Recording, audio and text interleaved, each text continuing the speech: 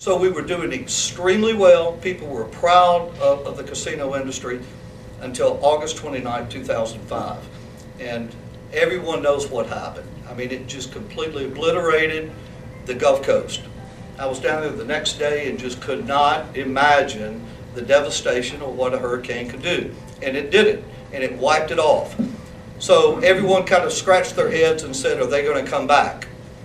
So Jerry St. Pay and I went to Las Vegas that week after the storm, met with every CEO of every gaming company to ensure we get a commitment for that gaming to come back to our state.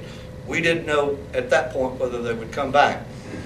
We got the commitment from everyone. We met each one for an hour, 8 that day, and everyone committed in coming back, but there was one caveat. We cannot go to our shareholders and say, we want to come back and put us back on water. We're not coming back. We can't do that. You're going to have to put us land-based. So we came back with that message. Many of you know that Governor Barber called a special session in October of that year, and we got land-based casinos on the coast with 800 feet from the water's edge. And that was a big,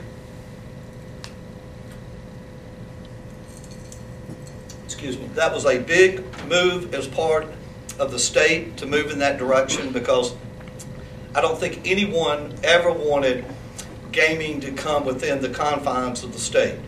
But I think everyone with big eyes that looked had a compassionate heart of the suffering that was going on, and I think it was allowed to let the casinos come on to 800 feet. And that's exactly what happened. And they rebuilt. And they rebuilt in a hurry. And no one really knew the confidence level of this industry until the first one opened up. It was the Imperial Palace. So you had August 29th, the hurricane, and around December, mid-December, the Imperial Palace opened up. At that time, when we opened it up, I remember there was one red light in Biloxi that was not even working to the night before they were going to open. Highway 90 was closed. And to me, I was thinking, who in the world is going to come? It was still devastating down on the coast. But the community leaders and all the political leaders felt very confident that we had to get people back to work. We had to get the economy going again quickly.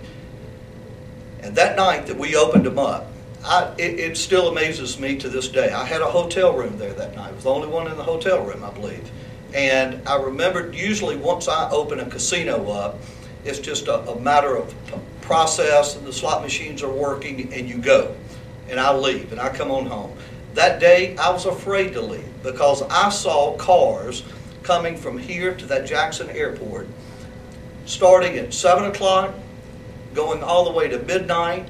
I was up at 3 in the morning, and brake lights as far as the eye could see. People were just not stopping of coming to a casino. I couldn't believe it. But it was a good sign that people did have confidence in the market of rebuilding, and also people wanting to come back.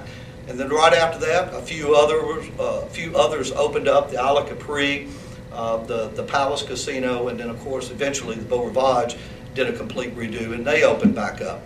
There again, we were on our way back, and we were touching the $3 billion mark. We were about 2.9 something, something, something. It would have been the first time Mississippi was getting ready to cross over that $3 billion market. Then the economy. And the economy kicked this industry badly, like all other industries. But what was so different with this industry was the gaming industry always thought that it was recession-proof. Well, they learned very quickly that it was not recession-proof.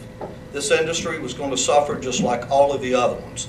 And what happened as a result of that economic decline, we started going down in gross gaming revenue numbers.